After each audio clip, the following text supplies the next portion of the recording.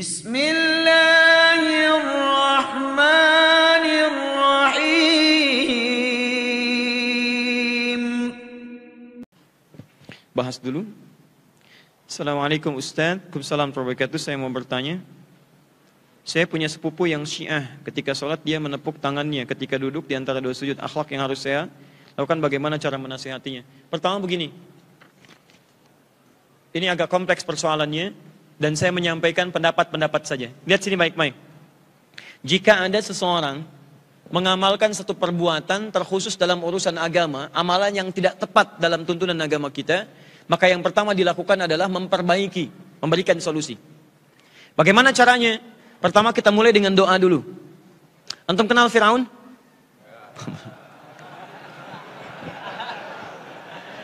Sana Rasul, sana kenal Firaun, luar biasa.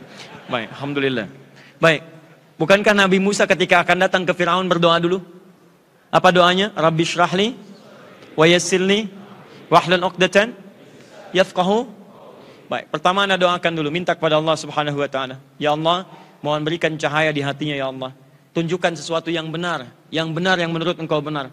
Berikan kemudahan kepada lisan hamba ya Allah untuk bisa dipahami oleh sepupu hamba. Ya Allah, berikan dia hidayah ya Allah untuk mendapatkan pencerahan akan kurang baik yang apa yang ia kerjakan selama ini. Anda berdoa dan lakukan di keheningan malam saat tidak diketahui oleh banyak orang. Tunaikan tahajud, mohon dengan benar, mintakan pada Allah Subhanahu wa taala. Satu itu. Yang kedua, lihat level orangnya.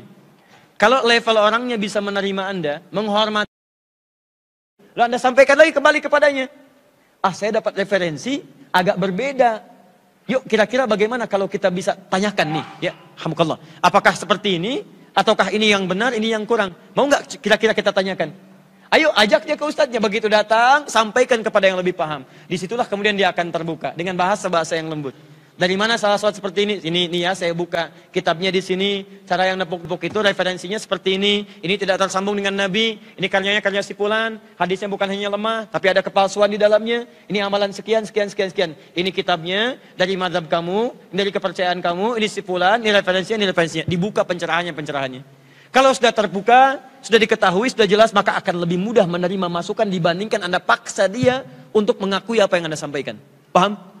Baik. Masalah ini sudah dibahas tentang aliran ini oleh Syekh Hashim Muhammad Hashim bin Ash'ari yang mendirikan Nahdlatul Ulama tanggal 31 Januari tahun 1926.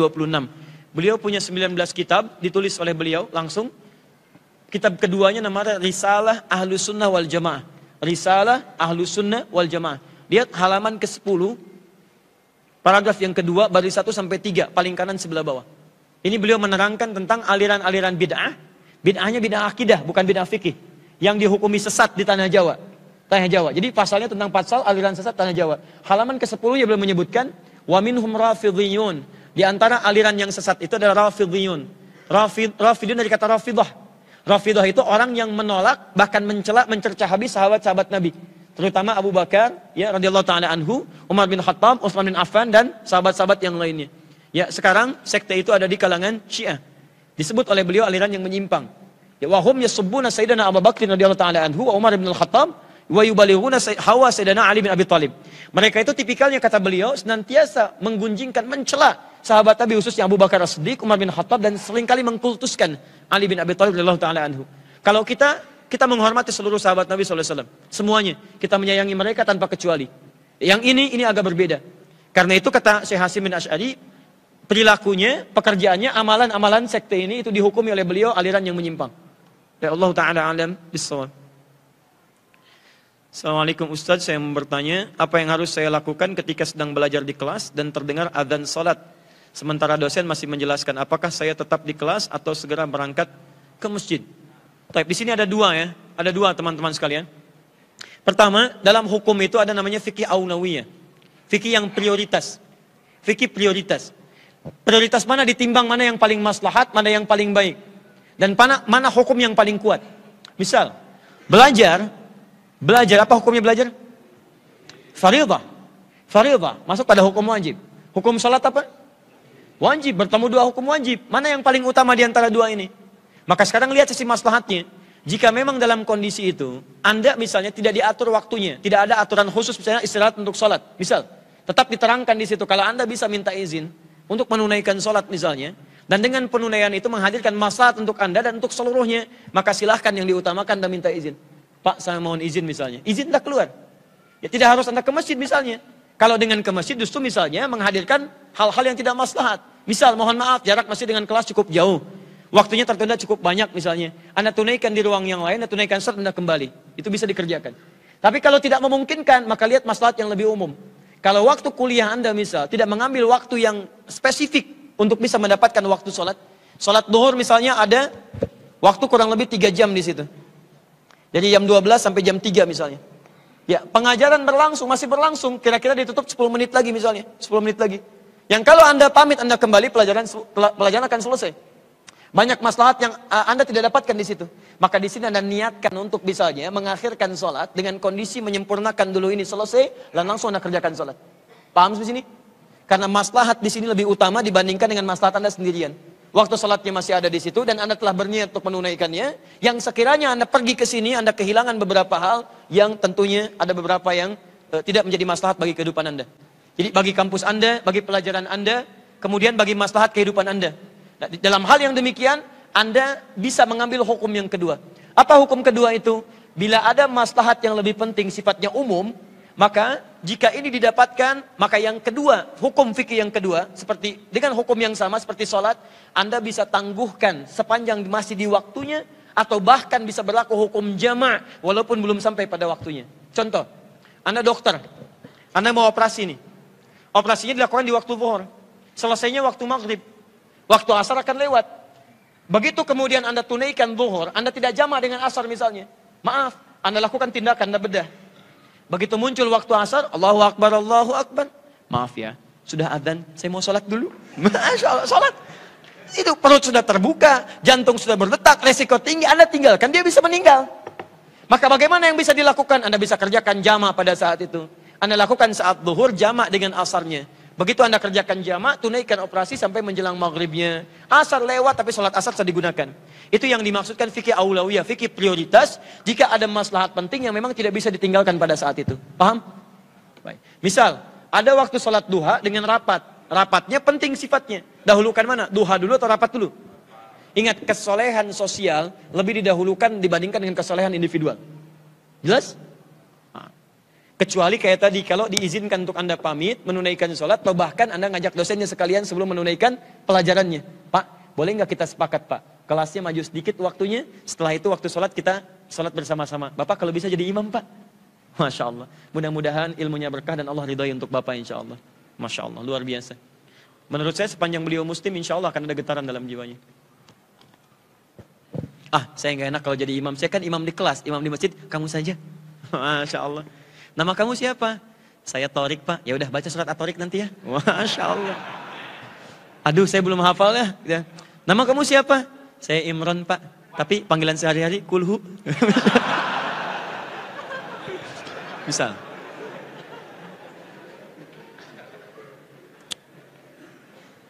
Saya berniat untuk menikah.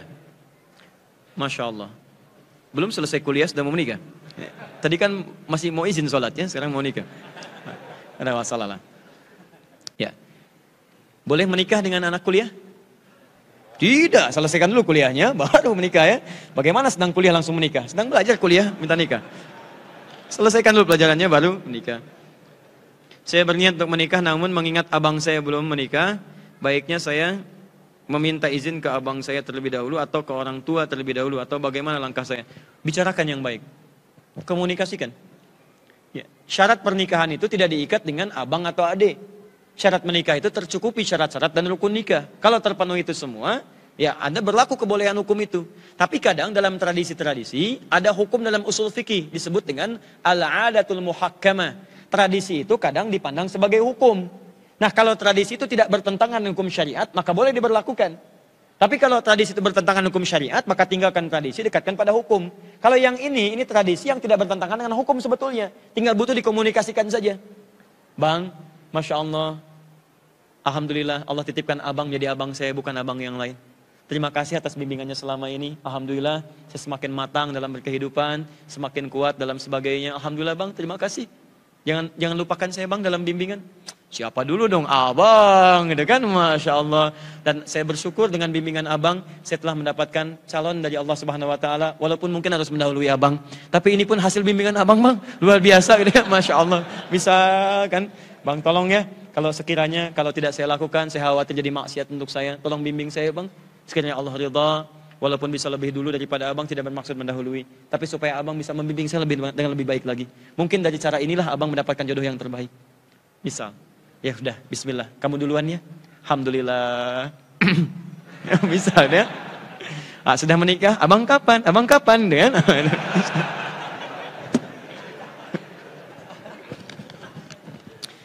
Bismillah. Itu yang disebut hikmah. Tadi Quran surah 16 ayat 122, ayat 125, maaf. Assalamualaikum Pak Ustadz, bagaimana sikap kami untuk menghadapi, mungkin ya maksudnya ini, seorang nenek yang kesulitan untuk memaafkan dan meridhoi anak cucunya, sementara hingga saat ini masih memancing perseteruan. Masya Allah, orang mancing ikan, Anda mancing perseteruan, luar biasa. Mohon bimbingannya. Gini, Quran surah ke-16, lagi-lagi ayat 125. Quran surah ke-22 ayat yang kelima. Nenek itu sudah sepuh atau tidak? Disebut nenek umumnya kalau sudah punya cucu. Tapi kalimat yang kedua disebut nenek kalau sudah mencapai usia tertentu. Dia ada hukum dengan cucunya, ada hukum dengan usia tertentunya. Nah biasanya fase kehidupan itu diurai di Quran. Surah ke-22 ayat yang kelima. Surah Al-Hajj ayat yang kelima. Ada tipikal orang yang ketika melalui masa-masa ini, sekalipun dia belum punya cucu, tapi masuk ke dalam masa ini. Apa masa yang dimaksudkan? Ini indah sekali, dari masa kandungan, kemudian dibentuk, kemudian terlahir, dan berkembang, sampai yang disebut dengan ila ardhalil umuri, masa pikun. Atau lemah usia. Lemah usia ini, awas hati-hati, ketika Quran menyebut dengan lemah usia, menggunakan kalimat ardhal. Ardhal itu bukan hanya menunjuk usia, tapi lebih menunjuk juga kepada sifat-sifatnya.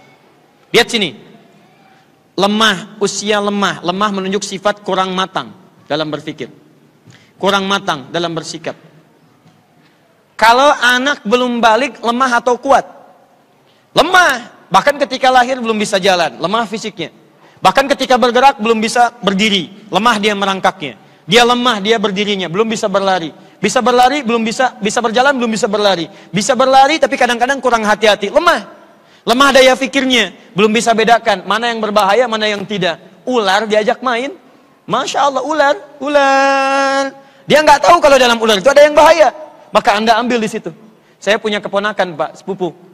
Luar biasa, cerdas, kecil, tapi unik anaknya. Satu kali, sedang bermain-main, ada sekumpulan lebah. Lebahnya banyak, sekumpulannya. Dengan sarangnya. Teman-temannya lari. Tiba-tiba dia dekati. Kenapa kalian lari? Takut disengat? Ini kan makhluk Allah. Kalau Allah tidak berkehendak, tidak akan disengat. Masya Allah. Ini makhluk Allah. Kalau tidak berkehendak, tidak akan disengat. Mau dia pegang. Ibunya begitu melihat, langsung diambil. Langsung diambil. Kenapa? Karena anak belum paham dengan situasi itu. Bisa ngompol di mana saja. Bisa mengecewakan ibunya. Perhatikan. Kalimat itu untuk mewakili semua sikap ini disebut dengan ardhal. Namanya ardhal. Ada kondisi seseorang sudah mencapai masa-masa dalam kedewasaannya, sampai dewasa, sampai lewat dewasa, sampai sempuh, kembali lagi ke sifat usia ini. Maka keluarlah kemudian sifat-sifat tadi. Contoh, sifat kekanak-kanakan mulai muncul. Bukankah anak-anak kalau tidak mendapatkan mainannya cenderung dia marah? Cenderung mengajak berseteru dengan orang tuanya? Cenderung menangis dia? Ya, ada kalimat-kalimat bagi orang dewasa, kalimatnya sama dengan kalimat anak-anak, walaupun sikapnya mungkin berbeda, tapi nilainya sama. Tadi, alih-alih kita ingin mendapatkan, mohon maaf, misalnya, sifat-sifat yang baik, ternyata muncul keinginan yang seperti tadi. Senang ingin berseteru, ingin cepat dipenuhi keinginannya, kadang-kadang ngomel di mana saja, kadang-kadang melakukan perbuatan yang tidak sewajarnya. Maaf, yang salah barangkali bukan nenek Anda. Yang dibutuhkan adalah pemahaman Anda terhadap keadaan nenek Anda. Jangan dihukumi dulu. Barangkali nenek Anda sedang berada di fase yang ini. Fase kembali kepada keadaan-keadaannya seperti dilukiskan oleh Al-Quran. Andalah yang harus paham, bukan menuntut nenek Anda seperti Anda. Awas, masing-masing mendapatkan kaos, baju takwa. Tapi kan ukurannya bisa beda-beda. Jangan ukuran Anda dipakai untuk ukuran nenek Anda. Beda. Karena itu jangan hukumi neneknya. Tapi jadilah Anda dengan sikap bijak. Masuk ke dalam suasana nenek Anda dengan cara-cara yang paling bijak. Itu dalilnya Quran surah ke 16 ayat 125. Ud'u ila sabili rabbika bil hikmah. Ajak orang yang belum paham dengan hikmah, dengan suasana yang bijak. Assalamualaikum nenek. Gak butuh assalamualaikum, butuhnya mangga. Ini bawa mangga nih. Waalaikumsalam. Masya Allah datang. Mangga, itu kan. Dah, ngobrol. Nenek sehat. Jangan banyak tanya.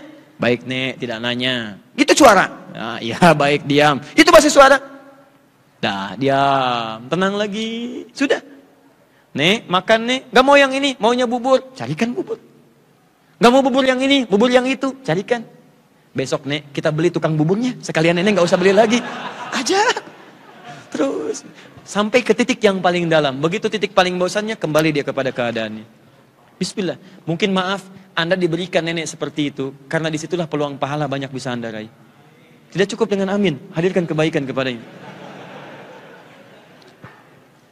Ya, orang mencari surga keluar rumah, Anda surganya ada dalam rumah. Bukankah dalam sabar ada pahala? Bukankah orang sabar dekat dengan Allah? Innallaha ma'as sabirin. Bukankah Anda ingin dekat dengan Allah? Kalau ingin dekat dengan Allah, Anda perlu sabar. Sabar bersanding dengan musibah. Wa basyiris sabirin. Quran surah 2 ayat 155. Nah, musibah Anda ada di rumah Anda. Ya kan? Hadapi itu dengan baik. Terima dengan baik. Ketika Anda sabar, mungkin disitulah surga Allah ingin berikan kepada Anda. Saya mau bertanya, bagaimana kita menghadapi mimpi buruk? Bukan kita, mungkin Anda. Saya tidak berminat ya. Pertama begini. Pertama, biasakan berzikir sebelum tidur. Biasakan berzikir. Zikir yang dilakukan pertama wudu dulu. Berwudu. Biasakan berwudu. Setelah berwudu, setelah itu Anda bacakan surah Mu'awwadzatain. Atau Thalatha Mu'awwadzat. 3 surah untuk perlindungan. 3 surah perlindungan itu terlangkai seketika. Al-Ikhlas, Al-Falaq, An-Nas. Caranya Anda tiup dulu. Tangan begini. Seperti ini. Setelah itu Anda tiupkan. Bacakan 3 surah berurutan. Al-Ikhlas, Al-Falaq, An-Nas. Setelah itu usapkan ke dalam bagian tubuh Anda yang bisa diusap. Keseluruhannya. Paham? Setelah itu Anda boleh tambahkan dengan ayat kursi. Bacakan Al-Baqarah 255. Paham? Dalam keadaan demikian, kalau bisa Anda terus bisa membaca Al-Quran. Zikir dengan Quran, zikir dengan Quran, zikir dengan Quran. Insya Allah, orang yang dekat zikir kepada Allah dengan Quran dan sebagainya, membacakan ayat-ayat tadi insya Allah akan dijaga oleh Allah Subhanahu Wa Taala dari mulai tidurnya sampai dengan bangunnya. Sampai dengan bangunnya. Salah satunya demikian. Dan yang ketiga, hindari maksiat. Karena hanya orang yang bermaksiat yang pikirannya terganggu, dan pikiran yang terganggu itu yang seringkali menghadirkan mimpi-mimpi yang tidak menyenangkan. Ya. Dan setan dekat dengan pelaku maksiat. Mimpi buruk datang melalui setan. Melalui setan. Bagaimana adab kita kepada Allah baik dalam ibadah maupun dalam pekerjaan? Banyak, ini panjang sekali, pertanyaan singkat, jawabannya luas. Misal adab kepada Allah dalam ibadah, contoh salat. Maka salat yang pertama, bagaimana adabnya? Maka persiapkan diri kita dengan pakaian terbaik. Quran surah 7 ayat 31. Ya bani Adam khudhu zinatakum inda kulli masjid. Hei anak cucu Adam, kalau ada panggilan dari masjid, kenakan pakaian terbaik. Kamu ini gimana? Ke kampus pakaiannya bagus, olahraga bajunya baru, sepatunya baru. Masa ke masjid pakaian begitu-gitu aja? Allah memberikan segalanya. Katanya ingin dikabulkan, minta pada Allah, tapi penampilan Anda seperti itu. Saya aja datang kemari, kalau pakaian saya tidak menyenangkan, Anda tidak senang lihat saya. Saya datang ke sini pakai kaos oblong, celananya celana pendek, pecinya bengkok begini. Apa Anda mau datang ke pengajian? Tidak. Anda menghadap kepada Allah, pencipta Anda, pemberi segalanya. Masa pakaian Anda demikian? Ya, tidak nyaman. Taib, itu baru pakaian. Setelah itu tunaikan wudu dengan sempurna. Quran surah 5 ayat yang ke-6, sempurnakan wudunya. Anda diundang oleh manusia, pakaiannya bagus, mandi dulu. Anda diundang oleh Allah, masa wudunya berantakan? Sempurnakan, hadapkan dengan baik. Setelah itu, penampilan yang paling bagus. Setelah berpenampilan, wudu sempurna, datang. Usahakan sholat dengan baik, rasakan sholat itu sholat terakhir yang Anda kerjakan. Quran surah kedua ayat 45 sampai 46. Kalau Anda merasakan sholat itu sholat terakhir dalam kehidupan Anda, akan banyak membantu kekhusyuan dalam sholat Anda. Itu baru satu contoh. Contoh lain, infak. Adab terhadap Allah dalam berinfak bagaimana? Cari infak yang paling bagus. Jangan yang jelek Anda berikan. Quran surah 2 ayat 215. Wa yas'alunaka madza yunfiqun. Mereka bertanya apa yang mau diinfakkan. Qul ma anfaqtu min khair. Katakan Muhammad, kalau ingin infak cari yang bagus, jangan yang jelek. Anda punya 50 ribu misalnya. 1 50 ribu lecek, the kill of the kumal, gak enak dilihatnya. Yang kedua, bagus baru keluar dari ATM. Ketika Anda mau infak dimasukkan ke dalam kotak, mana yang dimasukkan? Yang lecek atau yang bagus? Itu bukan adab namanya. Anda infak, tapi infak tidak dengan adabnya. Tidak dengan adabnya. Adabnya yang paling bagus. Bahkan ada yang paling dahsyat. Quran surah kedua ayat 267. Paling kanan pertengahan. Lihat. Wala tayammamul khabitha minhu tunfiqun walastum biakhidhi ila an tughmidu fi. Kalau mau infak jangan pilih yang paling jelek. Kamu aja melihatnya nggak enak, masa mau dikasih orang lain? 3, kalau mau infak Anda kemudian belum bisa berikan, jangan katakan yang jelek, katakan yang baik-baik sekalipun belum bisa infak. Quran surah kedua ayat 263, paling kiri pertengahan. Qaulun ma'rufun wa maghfiratun khairum min shadaqatin yatbawa adza. Kata-kata yang baik, kata-kata yang menyenangkan lebih bagus dibandingkan dengan ngasih tapi dengan kata-kata yang kurang menyenangkan. Maaf Pak, ini belum ada rezeki, saya mohon maaf belum bisa ngasih. Mungkin ke teman saya yang itu bisa ngasih. Lebih bagus daripada ngasih tapi kalimatnya tidak menyenangkan. Nih Pak, 1 juta ambil aja. Masya Allah Pak, terima kasih. Alhamdulillah Allah, semoga Bapak dijaga oleh Allah Subhanahu Wa Taala. Dengan infak Bapak insya Allah saya jadi lebih baik lagi. Gak usah Pak, itu kan dari Allah, kan Bapak miskin. Bisa, gitu kan? Bisa. Cuman orang miskin Pak yang menerima infak, nggak ada masalah. Kalau tidak miskin akan saya kasih. Nah, itu nyelekit. Ustadz, saya pernah mendengar di hari kiamat ada orang yang pahalanya sebesar gunung lalu hilang karena berbuat maksiat ketika sendirian. Masalahnya saya pernah belajar maksiat, masalahnya saya pernah berbuat maksiat setelah mendengar itu. Apakah saya akan hilang semua? Anda nih aneh Anda ini. Sudah tahu kalau berbuat pahala Anda hilang, dikerjakan juga. Agak aneh. Namanya jahalah ini di Quran. Quran surah ke-5, ke-4, surah ke-4 ayat ke-17. Innamat taubatu 'ala Allahi lil ladzina ya'maluna su'a bijahalatin. Ada perbuatan salah dengan sifat jahalah.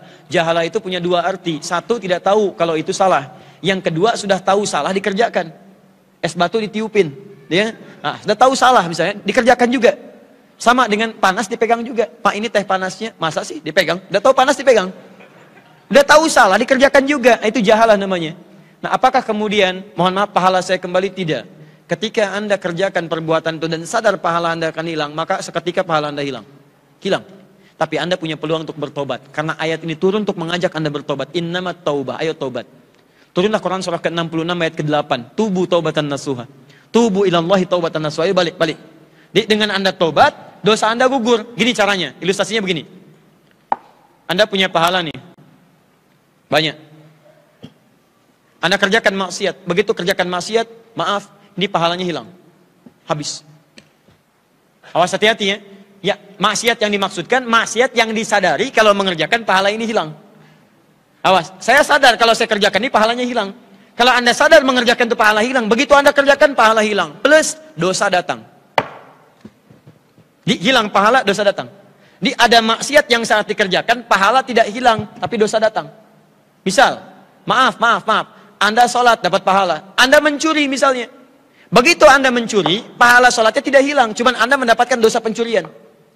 Maka nanti ini akan disandingkan di hari kiamat. Kalau sholatnya misalnya cuma 50%, mencurinya 75%, masih ketutup oleh amal salahnya, maka Anda masuk neraka. Karena amal soleh Anda tidak bisa menutupi amal salah. Tapi yang ini, dia sadar berbuat salah, yang dengan salahnya pahala bisa hilang. Dia sadar itu, dan dia sengaja kerjakan. Begitu dikerjakan, pahalanya hilang, dosa muncul. Tapi pada yang begini pun, Allah masih sayang. Tobat Anda. Ketika Anda tobat, masa dosa ini digugurkan lagi, hilang dosanya. Tapi tidak bisa mengembalikan pahala yang ini. Hanya menghilangkan dosanya. Anda harus kerjakan amalan kembali untuk bisa mengembalikan pahala-pahala Anda. Karena itulah saran saya, jangan terfikir berbuat maksiat. Kalau terfikir berbuat maksiat, bayangkan seketika pahala Anda hilang atau akan diwafatkan oleh Allah saat itu. Ini cara yang paling bagus. Jadi kalau Anda ingin berbuat maksiat, bayangkan seketika Anda akan diwafatkan oleh Allah Subhanahu Wa Taala. Itu paling gampang. Terakhir ya. Sekiranya ini yang terakhir. Bismillah. Ustaz, saya ingin berusaha tartil dalam membaca Al-Quran. Tolong penjelasannya Ustaz cara membaca huruf. Dha, ra, dhad, dha. Dha. Yang baik dan benar. Cara paling gampang, datangi guru tajwid, belajar ke situ ya. Tapi karena Anda bertanya, saya 1 huruf saja. Saya tutup di sini. Dha. Dha sama dengan tha. Jadi ada makhraj, ada sifat, itu beda. Ada makharijul huruf dari kata makhraj, jamaknya disebut dengan makharij. Dari kata makhraj. Makhraj tempat keluar. Yang kedua sifat huruf, sifat gayanya, cara mengucapkannya, sifat. Misal bantuan, Rasul, mohon izin. Di sini, boleh? Ya, bukan duduk aja. Berdiri Mas, berdiri. Temannya Nabi barangkali? Nggak ada. Nah, lihat sini. Fokus ya. Saya beri contoh. Namanya siapa? Bagas. Denny. Ada Bagas dan Denny. Ini ilustrasikan pintu, ingin keluar dari pintu ini. Datang kepada saya ke sini. Baik. Misal, bismillah. Bagas, jalan. Ya. Tahan di sini. Denny, jalan. Tuh. Keluar dari tempat yang sama? Ulangi. Apakah keluar dari tempat yang sama? Iya. Pertanyaannya, gayanya sama enggak? Beda. Ketika Bagas keluar, gayanya lain. Denny mau keluar, tangan masih di sini. Beda. Gaya antara Bagas dengan Denny itu tidak serupa. Mohon dipegang. Tidak sama. Nah, gayanya itu disebut dengan sifat. Tempat keluarnya disebut dengan makhraj. Ada huruf-huruf yang keluar di tempat yang sama, tapi cara mengucapkannya beda. Sekalipun dia keluar di tempat yang sama. Misal, ada yang di bibir, mim, waw, mim dengan waw, mim, waw, mim, waw, mim, mim, mim, mim, mim. Bertemu bibir atas dengan bawah, waw, waw, waw, waw, ya, waw, agak terpisah. Dua-duanya sama, makhraj jadi mim, mim, mim, mim. Tapi cara mengucapkan sifatnya berbeda. Anda bertanya dengan zal, zal, zal, zal, zal, zal, zal, zal, zal. Za harfun lithawi, lidahnya digigit sedikit. Bersama dengan ta. Ta, zal, makhrajnya sama dengan ta, tapi cara mengucapkannya berbeda. Sama-sama digigit, lihat. Za. Denny, gigit lidahnya sedikit. Jangan kencang-kencang. Tengah. Za. Sambil digigit, za. Za.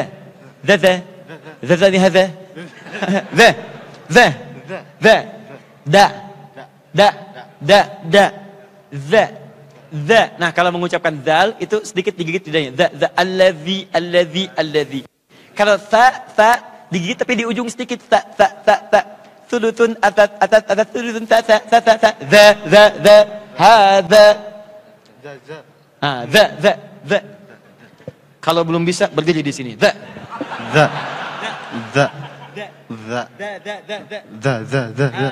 Hadza. Idza zulzilatil ardu zilzalaha. Idza.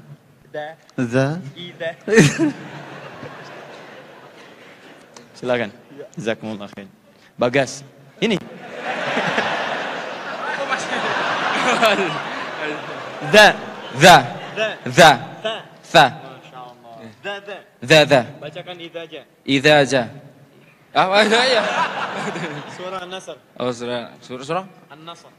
Idza zulzilatil An-Nasr. Silakan. Tadi itu membuktikan bahwa dia bukan Rasul. Luar biasa. Minta baca Al-Fajr dibacakan surat Al-Fil, ya. Minta dibaca An-Nasr dibaca Idza Zulzilah. Idza jaa nasrullahi wal fath. Bagas tahu tadi ya. Cuman beliau sedikit lupa lah. Jazakumullah khair. Teman-teman sekalian, saya kira itu yang saya sampaikan. Bagas sudah dapat buku? Dapat buku? Sudah dapat buku? Denny? Belum. Baik, tolong panitia, saya ingin berikan hadiah untuk Bagas dan Denny. Tim, insya Allah masing-masing mendapatkan buku Muslim Zaman Now satu-satu ya, insya Allah. Dan mohon, ya, Baik, saat diambil buku, maka dicek kembali, tolong panitia kalimat da-nya ya. Kalau kurang tepat jangan dulu diberikan ya, sampai dia selesai mengucapkannya. Terima kasih ya, Bagas, Denny, mohon maafkan saya ya, dalam suasana ta'lim kita saat ini. Teman-teman ingin menyampaikan informasi yang pertama, saya mohon maaf belum bisa menyampaikan keseluruhan dengan tema kita ini, karena waktu kita sangat terbatas, dan kekuatan kita untuk memahami juga perlu untuk menyesuaikan itu. Yang kedua, insya Allah malam nanti kami akan ada di UPI, untuk melanjutkan pembahasan dengan tema yang berbeda, dan itu cukup penting sekali, terutama bagi Anda, dan bagi Anda yang orang tua ingin meneruskan kembali pola pengajaran dan pendidikan kepada anak-anak. Tema kita cukup penting malam nanti, dan juga ada pembagian buku, bagi yang belum dapat barangkali bisa menyesuaikan dengan sistemnya. Dan yang terakhir, ada yang sangat menarik besok nanti subuh di Kota Baru Parahyangan, itu akan membahas tentang hukum musik. Ya, apakah musik itu haram, ataukah musik itu halal, bagaimana solusinya. Insya Allah kami akan bahas besok sedikit dengan menuntaskan pembahasan dengan referensi-referensi yang ada. Saya kira itu, terima kasih dan mohon maaf atas kekurangannya. Subhanakallahumma bihamdika asyhadu an la ilaha illa anta astaghfiruka wa atubu ilaik. Wa akhiru da'wana alhamdulillahirabbil alamin. Allahu minkum. Assalamualaikum warahmatullahi wabarakatuh. Alhamdulillah.